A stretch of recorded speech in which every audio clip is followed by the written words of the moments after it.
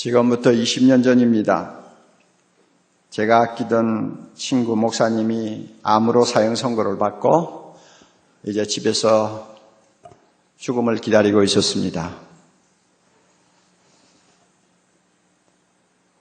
제가 그를 몇 번 방문을 하면서 늘 지켜보는 장면이 있었습니다. 작은 방에서 머리맡에 자명종 시계를 두고 하루 종일 초침이 돌아가는 모습을 뚫어지라고 쳐다보고 있던 친구 목사님의 모습입니다. 서울대학을 나오고 CCC에서 은혜를 받은 다음 목사가 되었습니다. 그리고 저보다 빨리 개척해서 서초동에 조그마한 교회를 건축하고 200명 가까운 성도들이 모여서 재밌게 목회를 할 때였는데 하나님이 그를 데리고 가시는 것입니다.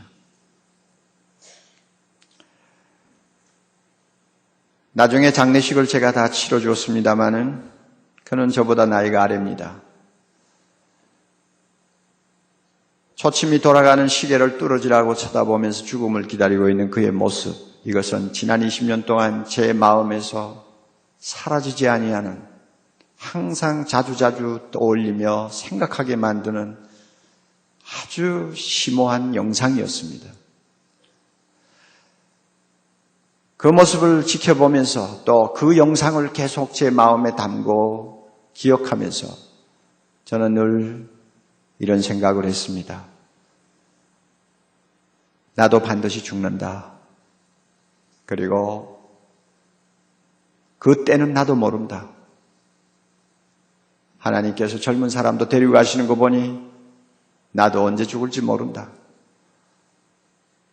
그리고 죽고 나면 하나님 앞에 설 텐데 그 친구는 준비가 다 되었기 때문에 하나님이 데리고 가시는 것 같고 나 같은 것은 아직 준비가 안 됐으니까 집행유예로 시간을 또 주신 것이 틀림이 없고, 그렇다면 하나님 앞에 설 때 내가 어떤 사람으로 서야 할까? 그러기 위해서 나는 어떻게 살아야 할까? 이런 생각을 자주 하면서 지난 20년을 살았습니다. 바울도 비슷한 생각을 한 것 같습니다. 오늘 우리가 읽은 본문 보면 바울은 은근히 하나님 나라에 가고 싶어하는 사람이었습니다. 쉽게 말하면 세상에 있는 육체의 장막을 빨리 벗어버리고 빨리 죽어서 예수님이 계시는 곳에 갔으면 좋겠다는 이런 소원을 갖고 있어요. 그럴 수밖에 없는 게 그 양반은 천국에 한번 갔다 온 사람이거든요. 천국이 얼마나 황홀한가를 한 100분의 1은 체험을 하고 내려온 사람이란 말이에요. 3층 천에 올라가서 기가 막힌 상황을 한번 체험했기 때문에 그 나라를 그는 생각할 때마다 막 가슴이 뛰는 거예요. 그러니까 할 수 있으면 빨리 하나님이 나를 불러주셔서 주님과 함께 거하는 영원한 나라에서 살고 싶다. 이런 생각을 했어요. 그런 감정이 8절에 있잖아요. 8절에 우리가 담대하여 원하는 바가 있다면 차라리 몸을 떠나서 주와 함께 거하는 그것이라. 우리하고는 너무 다르죠. 우리는 안 죽으려고 바둥바둥거리는데 사실 바울은 가고 싶어 했어요. 이런 참 주님 앞에 가고 싶어하는 욕망을 갖고 있으면서 동시에 바울을 긴장시키는 문제가 하나 있었습니다. 죽고 나면 하나님의 심판대 앞에 서야 된다.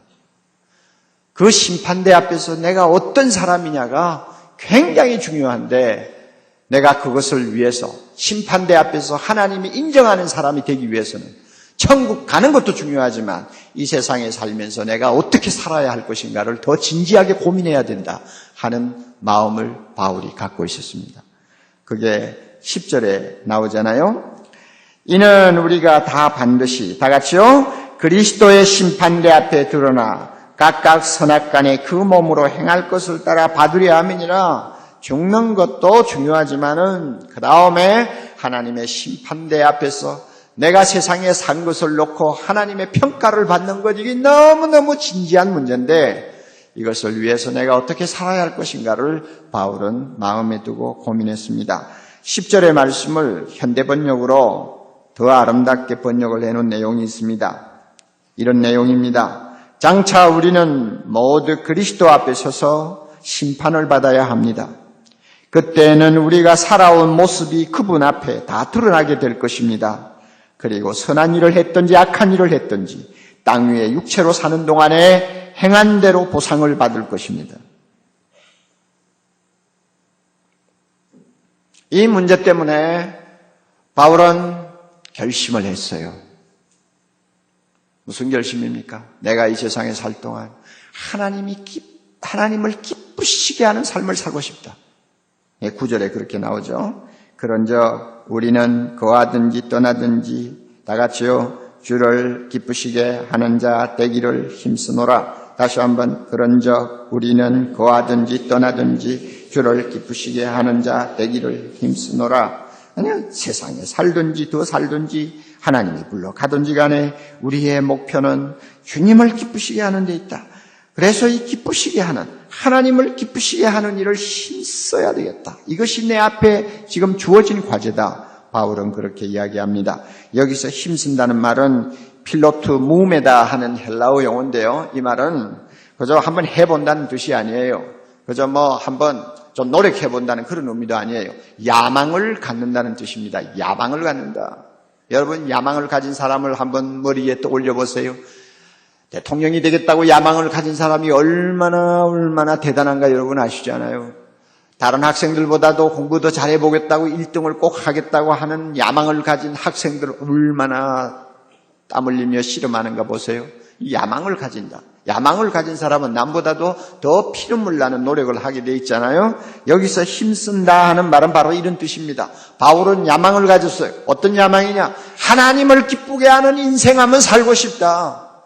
천국 가서 행복하게 사는 것도 중요하지만 그 전에 하나님이 나를 이 세상에 남겨놓은 몇십 년 동안 하나님을 기쁘시게 하는 일에다가 내 삶의 초점을 맞추고 그것을 나의 야망으로 삼고 내 인생 한번 뛰어보겠다 하는 생각을 한 거예요.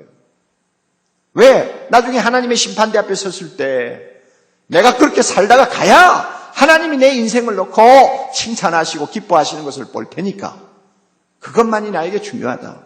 바울이 그렇게 생각한 것입니다. 우리가 하나님의 심판대 앞에 서면 세상에서 우리가 경험했던 것, 세상에서 우리가 쌓았던 것, 세상에서 우리가 얻었던 모든 명성 다 아무것도 아닙니다.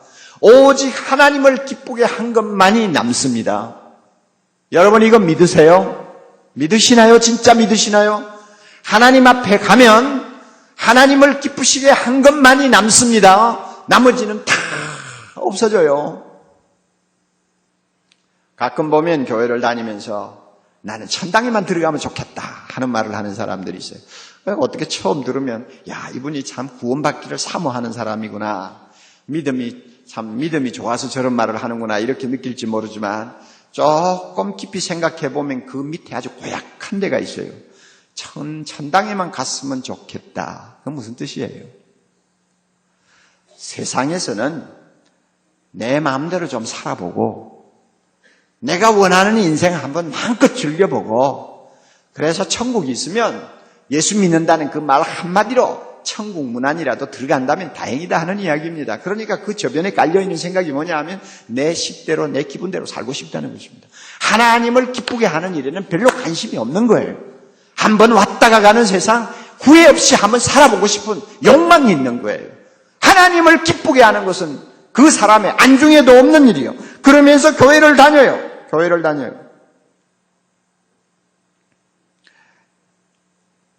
하나님을 기쁘게 하기 위해서는 값을 지불해야 할 때가 많이 있거든요. 노력을 해야 되거든요. 어떤 면에는 자기를 포기해야 될 때도 있거든요. 그러니까 이것이 부담스러운 것입니다. 그러니 그것을 일단 제쳐놓고 내가 원하는 인생 살면서도 구원받았으면 좋겠다 이런 소리 하는 거예요. 여러분 이런 분들이 천국에 들어갈 수 있을까요? 그래서 제가 단적으로 말하기는 어렵습니다만 굉장히 회의적입니다.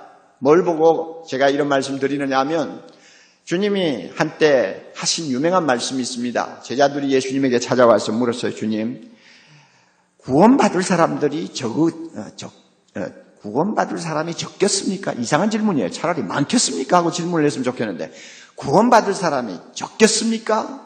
그러니까 그 뒤에는 또 이어야 될 질문이 있죠. 많겠습니까? 적겠습니까? 이 질문이에요. 그 질문을 받은 주님께서 매우 심각한 말씀 한마디 하셨어요. 누가복음 13장 24절입니다. 좁은 문으로 들어가기를 힘쓰라고 그러죠. 좁은 문으로 들어가기를 힘쓰라. 내가 너희에게 이르노니 들어가기를 구하여도 못 들어가는 자들이 많음이라. 가만히 들어보세요. 좁은 문이라고 그래요. 예수 믿고 신앙생활하는 것을 좁은 문이라고 주님이 표현합니다.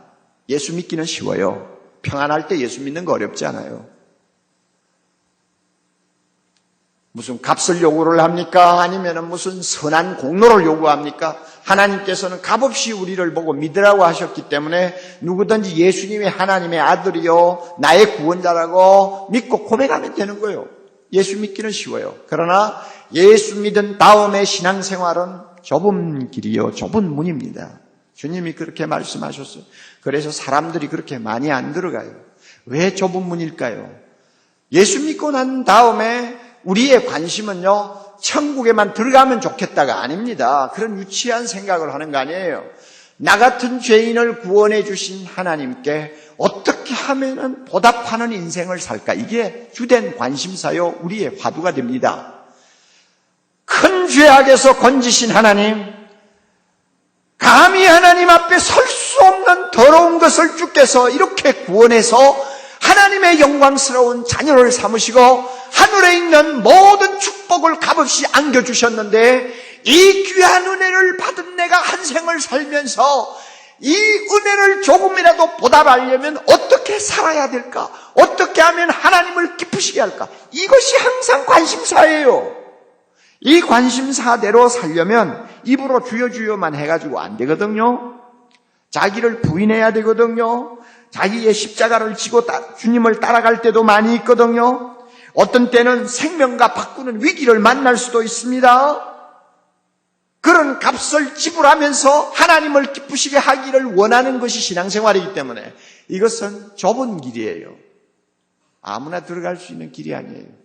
그러므로 주님의 대답은 간단합니다. 주님, 천국에 들어갈 자가 많습니까? 적습니까? 주님은 많지 않을 것 같다. 주님의 대답이에요. 제가 여러분에게 이런 설교를 하지 않을 수가 없어요. 왜냐하면 제가 여러분에게 이런 말씀을 전할 수 있는 기회는 지금 그렇게 많지 않아요. 그렇기 때문에 기독교는 내 식대로 내 기분대로 세상 그저 행복하게 살기 위해서 그저 우리가 들고 다니는 종교가 아니에요. 세상은 아무것도 아니에요. 기독교의 중심은 영원한 나라에 있어요. 거기 가서 내가 어떤 사람이냐가 중요한 거예요. 이 세상은 연습이에요. 이 세상은 나그네예요. 이 세상은 여행하는 곳이에요. 리허설하는 곳이에요. 여기서 리허설을 하면서 하나님을 기쁘시게 하는 삶을 살았다면 영원한 나라에 가서 영원토록 하나님을 기쁘게 하는 행복한 자가 될 수 있고, 이 세상에서 리허설을 하면서도 자기를 위해서 살았다면 그 사람은 하나님 나라에 들어갈 수가 없어요. 그런 사람은 천국에서 용납이 안 되니까요. 그러면 자, 우리가 어떻게 하면 하나님을 기쁘시게 하는 사람이 될 수 있을까요? 두 가지로 생각합시다. 첫째로요, 하나님이 기뻐하시는 사람이 되어야 합니다. 인격이 되어야 합니다. 하나님이 기뻐하시는 사람요. 여러분, 자녀를 낳으면 우리 참 그의 자녀를 키우는 또 재미가 있지 않습니까? 그 참 재롱을 피우는 거 보면 이놈이 제 밥그릇 노릇하는구나 뭐 이런 생각하잖아요. 그래서 애들을 키우는 건 희생이 아닙니다. 부모를 위해서 너무너무 하나님이 좋은 선물을 자녀를 통해 주셔요. 그래서 세상 사는 재미를 우리가 느끼지 않아요? 애를 키우면서요. 그런데 자녀를 키우는 부모의 심정, 가장 바라는 것이 무엇입니까? 물론 나중에 성공하는 자가 되기를 원하고 유명한 사람 되기도 원하지만은 그거보다 더 중요한 것은 부모가 볼 때 참, 야, 저거 대먹었구나. 누가 생각해도 인격자로 존중받는 사람 되기를 원하죠. 이게 부모의 심정이에요.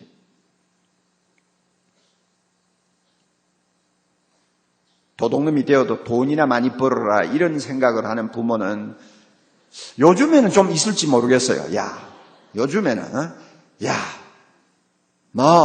로또라도 당선이 돼서 좀 돈이나 벌어라 이런 생각을 하는 사람이 있을지 모르지만 진짜 자녀를 제대로 사람 만들려고 키우는 사람은 그런 그 속된 생각 안 합니다. 사람답게 살아라. 사람답게 대우받는 사람 되라. 이런 생각하지 않아요?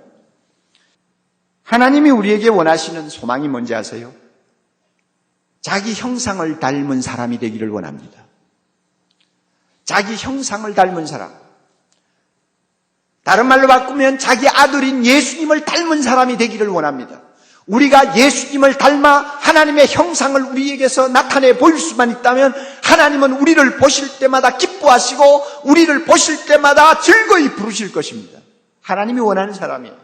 그래서 처음에 창조하실 때도 우리를 만드실 때도 자기의 형상대로 우리를 만드셨잖아요. 창세기 1장에 가서 보면 우리의 형상대로 우리의 모양대로 사람을 만들자. 그래서 이 세상 모든 피조물 가운데서 하나님의 형상을 닮은 사람은 인간뿐입니다. 그러므로 인간이 존엄합니다. 인간이 참 영광스러운 존재입니다. 그러나 죄로 인해서 우리는 이 형상을 잃어버렸어요.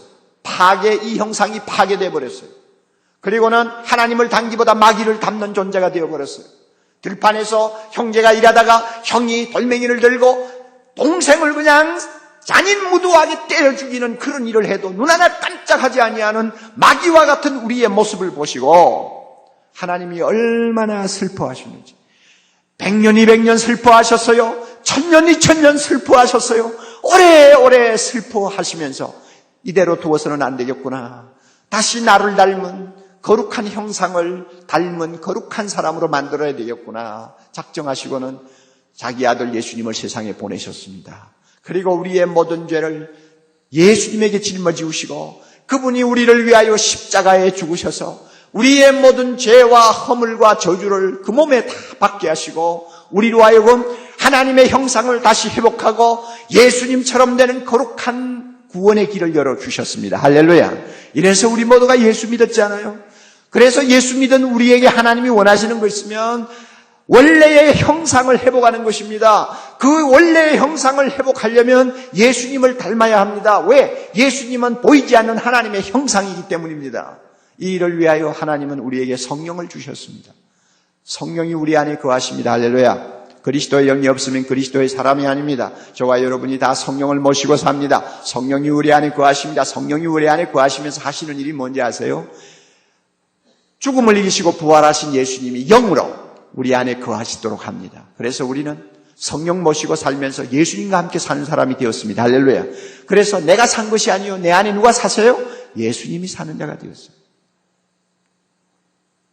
그리고 성령은 우리 안에 예수님을 함께 동행하도록 함께 예수님을 모시고 살도록 했기 때문에 자연적으로 따라오는 사건이 하나 있어요. 그건 뭐냐면 우리로 하여금 예수님을 계속 닮도록 은혜를 주시는 것입니다.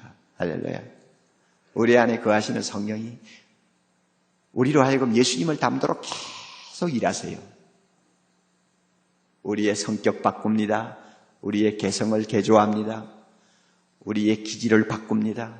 우리의 나쁜 습관을 전부 뜯어고치게 만듭니다. 더 거룩한 자리로 나아가면서 주님처럼 되도록 성령께서 우리 안에서 작업을 하세요. 그래서요, 예수 바로 믿은 사람은요, 믿음 연륜이 많아질수록 예수님을 닮는 모습이 점점 뚜렷하게 드러납니다.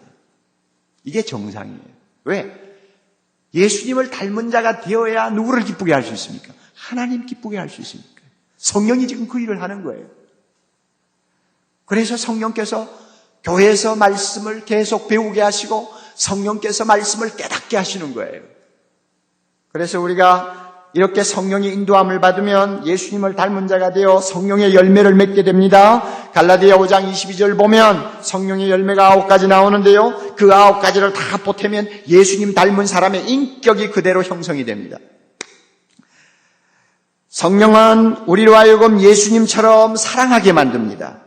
성령은 우리로 하여금 예수님처럼 항상 기뻐하게 만듭니다. 성령은 우리로 하여금 예수님처럼 화평하게 만듭니다. 성령은 우리로 하여금 예수님처럼 오래 참게 만듭니다. 성령은 우리로 하여금 예수님처럼 친절하게 만듭니다. 성령은 우리로 하여금 예수님처럼 선하게 만드십니다. 성령은 우리로 하여금 예수님처럼 성실한 사람 되게 합니다. 성령은 우리로 하여금 예수님처럼 온유한 자가 되게 합니다. 성령은 우리로 하여금 예수님처럼 절제하는 자가 되게 합니다. 우리를 이렇게 만들고 계세요. 그래서 나도 모르게 누구를 닮아가요? 예수님을 닮아가는 거예요. 예수님을 닮아가는 우리를 보시고 하나님이 기뻐하시는 것입니다. 여러분 지금 어떻습니까? 하나님, 저는 예수님을, 우리 하나님을 기쁘시게 하는 삶을 살고 싶은데요. 그렇게 하기 위해서는 예수님이 참으셨다지요. 저도 참을게요. 싫지만은 참아볼게요. 하나님, 제가 하나님 기쁘시게 하기를 소원하는데 이런 야망이 있어요. 그런데 예수님이 용서하셨잖아요. 그렇다면 나도 예수님을 닮아서 용서할 수 없다고 생각되지만 한번 용서할게요. 이런 식으로 사는 거예요. 자꾸 나도 모르게 바뀌는 거예요. 자, 우리가 하나님을 기쁘시게 하려면 두 번째로 하나님이 기뻐하시는 일을 해야 합니다. 일을 해야 합니다. 골로새 1장 10절 주님께 합당히 행한다는 게 뭡니까? 하나님을 기쁘시게 하는 일을 하라 그 말입니다. 그렇게 해서 하나님을 기쁘시게 하는 자 되기를 원한다는 말입니다. 우리는 하나님을 기쁘시게 하는 일을 해야 합니다. 첫째는 예배입니다. 참 중요한 게 예배입니다. 하나님이 우리를 구원하셔서 그의 자녀 삼으신 것은 하나님의 은혜의 영광을 찬송하도록 하기 위해서 우리를 부르셨습니다. 다시 말하면 예배하는 자가 되도록 우리를 부르셨어요. 예배가 뭔지 아세요? 이렇게 모여가지고 앉아서 어떤 절차를 따라서 하나님 앞에 경배하는 것만이 예배라고 하지 마세요. 예배는 뭡니까? 한마디로 정의할까요? 예배가 뭔지 아세요? 하나님을 즐기는 게 예배입니다. 할렐루야. 다시 한번 예배가 뭐라고요, 성가대? 하나님을 즐기는 거예요. 하나님을 즐기는 거예요. 그냥 좋은 거예요. 하나님이 좋은 거예요. 예수님이 좋은 거예요. 로마서 12장 1절에 이런 말씀 있잖아요. 형제들아, 내가 하나님의 모든 자비하심으로 너희에게 권하노니 하나님 너희 몸을 하나님이 기뻐하시는 거룩한 산제사로 드리라. 이런 너희가 드릴 영적 예배니라. 몸을 가지고 움직이는 모든 삶을 통해서 하나님을 즐기는 거예요. 운전할 때도 하나님이 좋아요. 그래서 나도 모르게 찬송해요. 설거지를 하면서도 나 같은 것을 구원해 주신 주님을 생각하면 너무 감격스러워서 입으로 자기도 모르게 주님 고맙습니다 하면서 눈물이 글썽글썽 할 때가 있는 거예요. 이게 다 예배입니다. 하나님을 즐기는 거죠. 세상에서 성공하지 못하고 가정의 여러 가지 경제적인 어려움 때문에 막 조여드는 답답함을 느낄 때도 세상은 잠깐 지나가는 것,